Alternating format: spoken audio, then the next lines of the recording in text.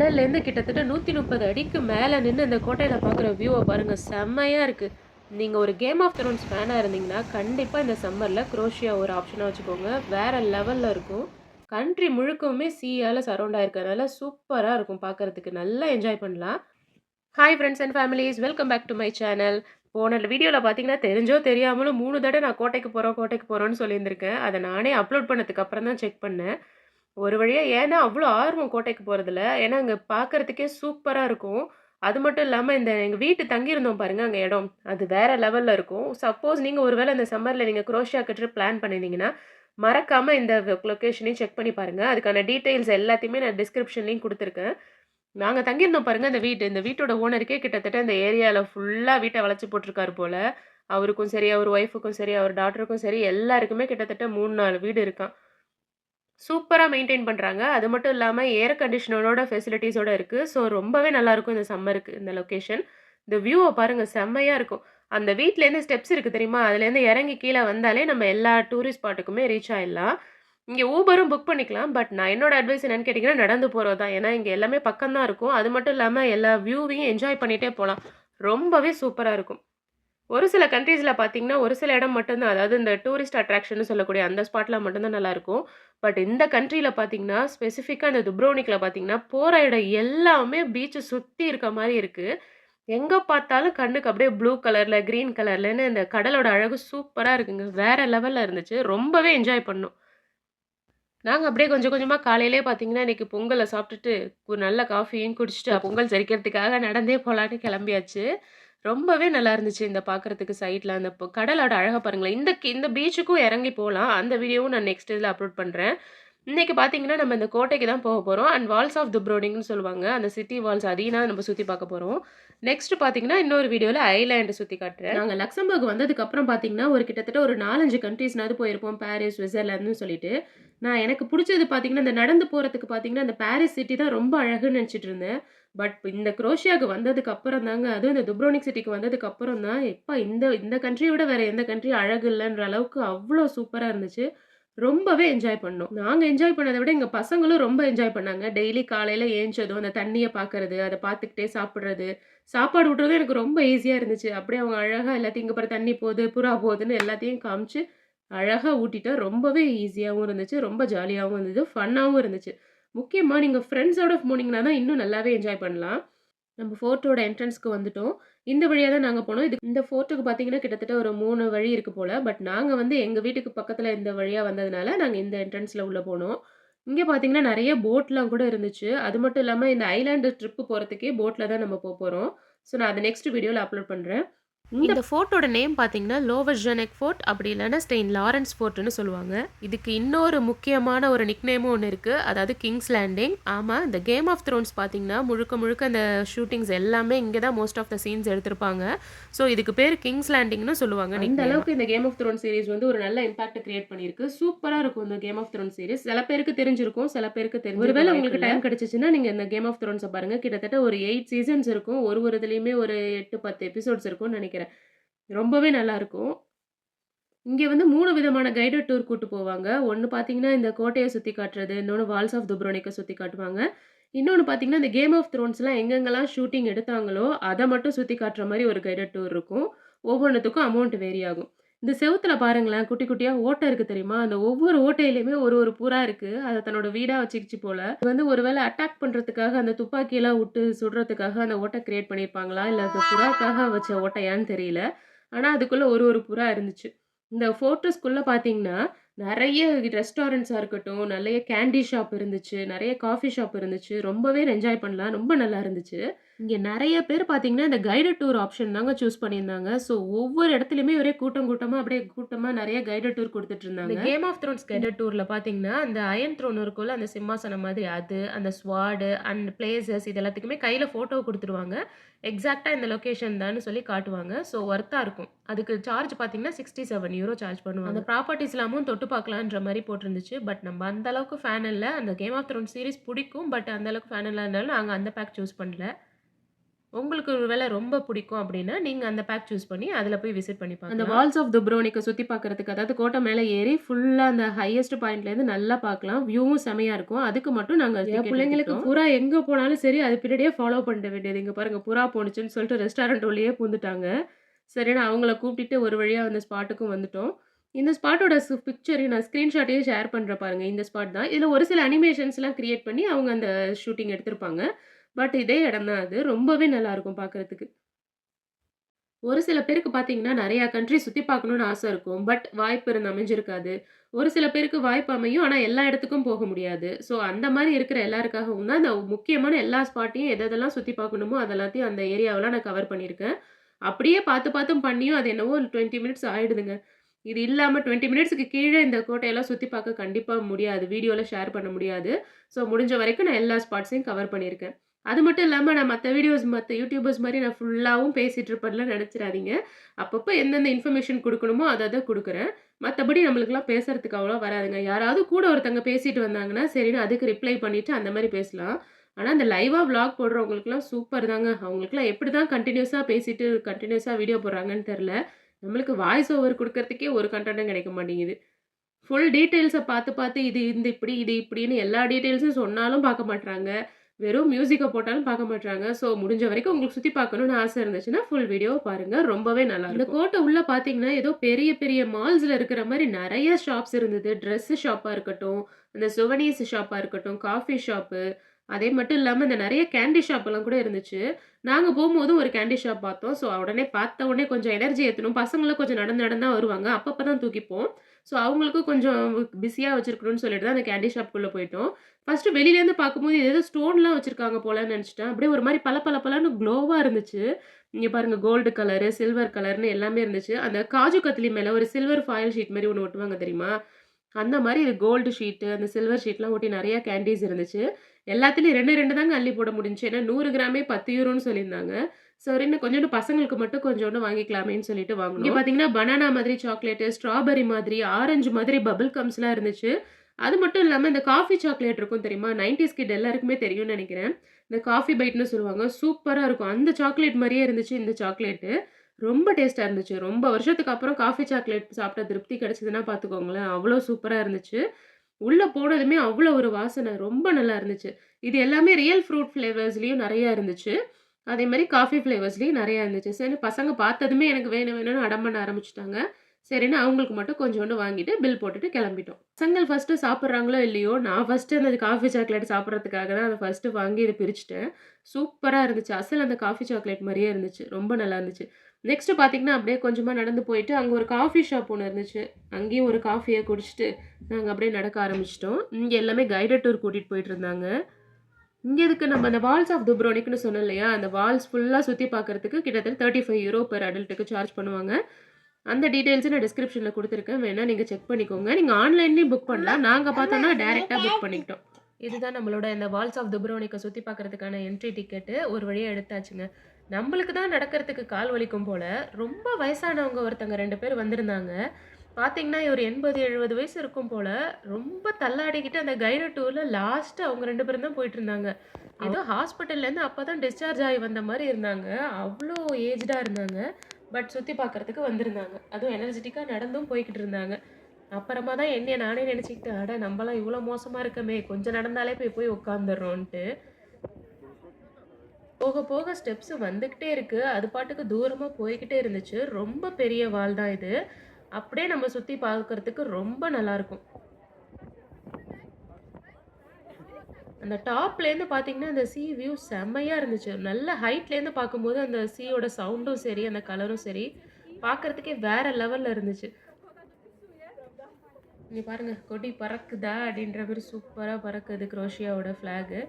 நல்ல காத்து, நல்ல ஜில்லுன்னு நல்லா பார்க்கறதுக்கு சம்மர் நல்லா வெயில் அடிக்குது. பட் ஆனா கூலிங்கா தான் இருந்துச்சு. நம்ம ஊர்லலாம் எப்படா வெயில் போகும், எப்படா அந்த சம்மர் முடியும்னு நெனச்சுட்ருப்போம். ஆனா இங்கலாம் பார்த்தீங்கன்னா, மோஸ்ட் ஆஃப் த யூரோப் கண்ட்ரீஸ்ல பார்த்தீங்கன்னா, எப்படா சம்மர் வரும்னு எல்லாம் காத்துக்கிட்டு இருப்பாங்க. இதுதான் அந்த கோட்டையோட ஃபுல் வியூ தெரியுது பாருங்க. சூப்பரா இருக்கு. அங்கேயும் ஒரு ஃப்ளாக் பறந்துட்டுருக்கு குட்டியா. மேலேருந்து பாருங்களேன், ஒரு ஒரு சைட்லயும் ஒரு ஒரு கலர் தெரியுது. செம்மையா இருக்கு பாருங்க. இந்த கோட்டைய சுத்தி இந்த வால்ஸ் ஃபுல்லாவுமே சரவுண்டிங்ஸ்ல இருக்கு. இங்க ஸ்பெஷாலிட்டி இதோட அந்த வீட்டோட ஒரு கூரை கலர பாருங்க. இந்த ப்ரவுன் கலர் கூரை. இது ஃபோட்டோஸ் எடுக்கிறதுக்கு சூப்பரா இருக்கு. மோஸ்ட்லி இந்த துப்ரோனிக் சிட்டி ஃபுல்லாவே துப்ரோனிக்னு இல்ல, இந்த குரோஷியா கண்ட்ரி ஃபுல்லாவே இந்த மாதிரி இந்த இந்த ரூஃப் பார்த்தீங்கன்னா, இந்த ப்ரவுன் கலர் ஓடு மாரி உள்ள ரூஃப் தான் போட்டிருக்காங்க. சூப்பரா இருக்கு பார்க்கறதுக்கு. ஒரு வழியா ஃபர்ஸ்ட் ஸ்டெப்ப முடிச்சு இன்னொரு மேல் படிக்கு வந்தாச்சு. கடல்லேருந்து பார்த்தீங்கன்னா, கிட்டத்தட்ட ஒரு 130 அடிக்கு மேல தான் இந்த வால்ஸ் இருக்கு. பாருங்க எப்படி இருக்குன்னு. செம்மையா இருக்கு வியூ. தண்ணி ஒரு சில இடத்துல பார்த்தீங்கன்னா, ரொம்ப அந்த நம்ம முழங்கால் அளவுக்கு தான் இருக்கு. ஒரு சில இடத்துல பார்த்தீங்கன்னா, ரொம்ப டீப்பா இருக்கு. நல்லா கிளியரா தெரியுது சீக்கு அடியில என்னலாம் இருக்கு, என்ன மாரி கல்லுலாம் இருக்கு, அந்த மாரிலாம் நல்லா தெரிஞ்சுச்சு. இங்க பாருங்க இந்த வீடெல்லாம் எவ்வளோ அழகா இருக்குன்னு. எப்படி இந்த மலைக்கு மேல இத கொண்டு வந்து கட்டுனாங்கன்னு தெரியல. வீட பாருங்க எவ்வளோ ஹைட்ல கட்டியிருக்காங்கன்னு சொல்லிட்டு. இவங்களுக்குலாம் இது யூசுவலா இருக்குமா? இல்ல டெய்லி டெய்லி என்ஜாய் பண்ணுவாங்களான்னு தெரியல இந்த பக்கத்து வீட்ல உள்ளவங்களுக்குலாம். பட் நம்பளுக்கு அப்படி ஒரு சூப்பரா இருந்துச்சு. ரொம்ப என்ஜாய் பண்ணலாம். இந்த சம்மருக்கு நீங்க ஒரு வேள லக்சம்பர்க்ல இருந்தீங்கன்னா, கண்டிப்பா குரோஷியாக்கு ஒரு ட்ரிப் போட்டுருங்க. சூப்பரா இருக்கும். நம்ம லக்சம்பர்க்ல இருக்கிறதுனால என்ன ஒரு பெனிஃபிட்ன்னு கேட்டிங்கன்னா, இது ஒரு ஷெங்கன் கண்ட்ரின்றதுனால நம்மளுக்கு இந்த ஒரு விசா வச்சுட்டே கிட்டத்தட்ட பல கண்ட்ரீஸ் எல்லா கண்ட்ரீஸ்க்கும் போயிட்டு வந்துடலாம். ஒரு 20 கண்ட்ரீஸ் கிட்டத்தட்ட. கார்லயே போயிட்டு வந்துரலாம். நல்ல வேளையா நாங்க லக்சம்பர்க்கு வர வாய்ப்பு கிடைச்சுச்சு. அதனால இங்க இருக்கிறனால எங்களுக்கு எல்லா கண்ட்ரீஸும் சுத்தி பார்க்க முடிஞ்சுச்சு. இங்க பாருங்க எவ்வளோ ஹைட்லேருந்து பார்க்கறதுக்கு. பயமா இருக்கு ஒரு மாதிரி. எனக்கு ஒரு விஷயம்லாம் தோணுங்க. நம்ம ஹைட்ல நின்னுட்டு இருந்து ஏதாவது வீடியோ எடுத்துட்டு இருந்தோம், திடீர்னு ஃபோன கீழ போட்டா என்ன ஆகும் அப்படின்னு நினைக்க தோணும். திடீர்னு இங்கேருந்து குதிச்சுட்டா எப்படி இருக்கும்னு நினைக்க தோணும். நீங்க அந்த மாரிலாம் யோசிச்சிருக்கீங்களான்னு கமெண்ட்ல சொல்லுங்க. இங்க பாருங்க எவ்வளோ வீடு இருக்குன்னு. குட்டி குட்டி குட்டியா பக்கத்துல சூப்பரா இருக்கு. நம்ம ஐலேண்ட் ட்ரிப் நெக்ஸ்ட் போறோம் இல்லையா? அதுவும் இந்த மாரி தான் இருக்கும். அந்த போட் அங்க போயிட்டு இருக்கு பாருங்க. அந்த மாரி நம்ம இந்த பனோராமா வியூல ஃபுல்லா சூப்பரா பார்க்கலாம். நல்லா இருக்கும். நல்லா என்ஜாய் பண்ணலாம். லக்சம்பர்க்லேருந்து கிட்டத்தட்ட ஒரு 1800 கிலோமீட்டர் நாங்க தாண்டி வந்திருக்கோங்க. லக்சம்பர்க்லேருந்து ஃபர்ஸ்ட் பார்த்தீங்கன்னா, நாங்க ஜாக்ரப்ல தான் தங்கியிருந்தோம். அங்க ஒரு 2 டேஸ் தங்கிட்டு, அங்க வந்து அந்த பிளிட்விஸ் நேஷனல் பார்க் இருக்குல்ல, அதுக்கெல்லாம் போயிட்டு வந்தோம். அதோட வீடியோஸ் வந்து ஒரு சில டெக்னிக்கல் இஷ்யூஸ்னால என்னால ஷேர் பண்ண முடியல. நான் அதையும் கூடிய சீக்கிரம் ஷேர் பண்றேன். ஜாக்ரப்லேருந்து திரும்பி துப்ரோனிக் பார்த்தீங்கன்னா, அது ஒரு 800, 900 கிலோமீட்டர். அது ஒரு 6 மணி நேரமா கடந்து வந்து கிட்டத்தட்ட ஒரு 20 மணி நேரம்னு வச்சுக்கோங்களேன்.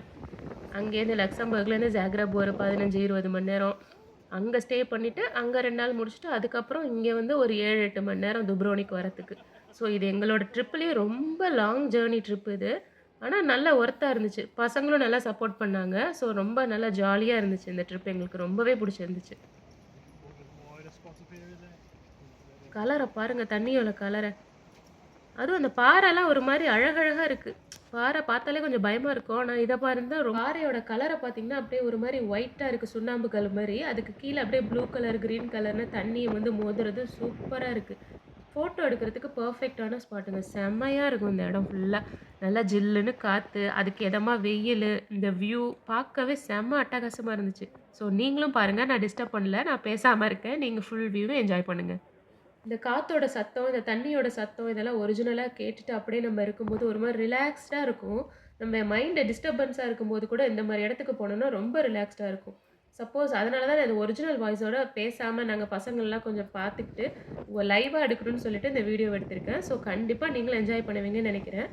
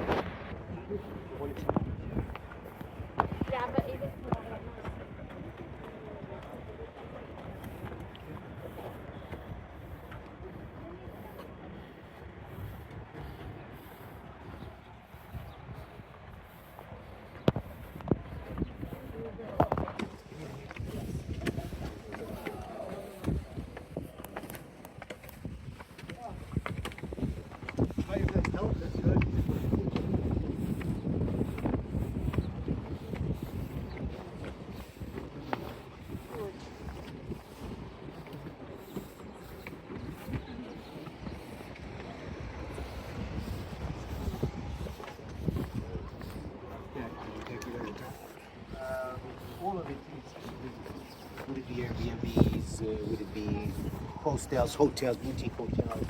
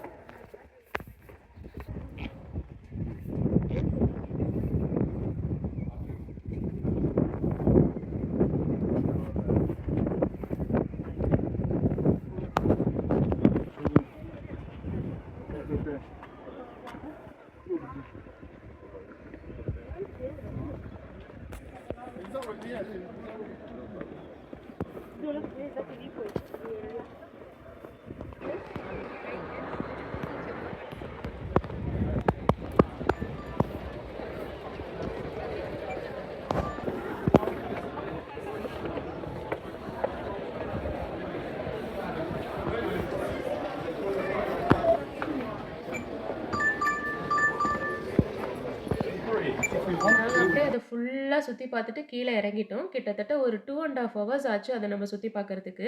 கீழ பார்த்தீங்கன்னா, இங்க வந்து மெயினா இந்த சிட்டி சென்டர் ஒண்ணு இருந்துச்சு. அங்க பார்த்தீங்கன்னா, இங்க எல்லா விதமான ப்ராடக்ட்ஸும் வித்துக்கிட்டு இருந்தாங்க. மெயினா பார்த்தீங்கன்னா, இந்த லாவெண்டர் தான். இங்க நெறைய லாவெண்டர் விளையும்னு நெனைக்கிறேன். அதனால இங்க நெறைய லாவெண்டர் ஆயிலா இருக்கட்டும், அந்த துணிக்கடியில நம்ம பாச்ச மாத்திரைலாம் வைப்போம் தெரியுமா? அந்த மாதிரி இந்த லாவெண்டர்லாம் பேக் பண்ணி ஒரு மாரி பைக்குள்ள போட்டு வச்சிருந்தாங்க. அதுக்கு பதிலா நம்ம துணி மடிச்சு வைக்கும்போது அதெல்லாம் எடுத்து வச்சுட்டோம்னா, ட்ரெஸ்ஸு பூரா அந்த கபோர்டே வாசனையா இருக்குமா. ஸோ, அதனால அதில ஒரு குட்டி பேக் ஒண்ணு வாங்கிக்கிட்டோம். லாவெண்டர் சோப் ஒண்ணும், ஒரு ஆயில் ஒண்ணு வாங்கிட்டு நாங்க அப்படியே கிளம்பிட்டோம். நடந்து, நடந்து எங்களுக்கு பசி எடுத்துனா பயங்கரமான பசி. ஸோ, அங்க பார்த்தீங்கன்னா, நெறைய ஒரு பர்கர் ஷாப் ஒண்ணு இருந்துச்சு. அதுக்குள்ள போயாச்சு. உள்ள போயிட்டு ஆளாளுக்கு ஒரு chicken burger, coke, pasta and இந்த கலமாரின்னு சொல்லுவாங்கல்ல, இந்த ஸ்க்விட் அது எல்லாத்தையுமே டிஃபரெண்ட் டிஃபரெண்ட்டா ஆர்டர் போட்டுட்டு சாப்பிட்டுட்டு நாங்க அப்படியே கிளம்பிட்டோம். இந்த வீடியோ உங்களுக்கு பிடிச்சிருந்துச்சுன்னா, மறக்காம லைக் பண்ணுங்க. உங்க குரோஷியா போணும்னு நெனைக்கிற உங்க ஃப்ரெண்ட்ஸ் அண்ட் ஃபேமிலீஸ்க்கும் ஷேர் பண்ணுங்க. இன்னொரு இன்ட்ரஸ்டிங்கான வீடியோல உங்கள மீட் பண்றேன். அதுவரைக்கும் பாய்.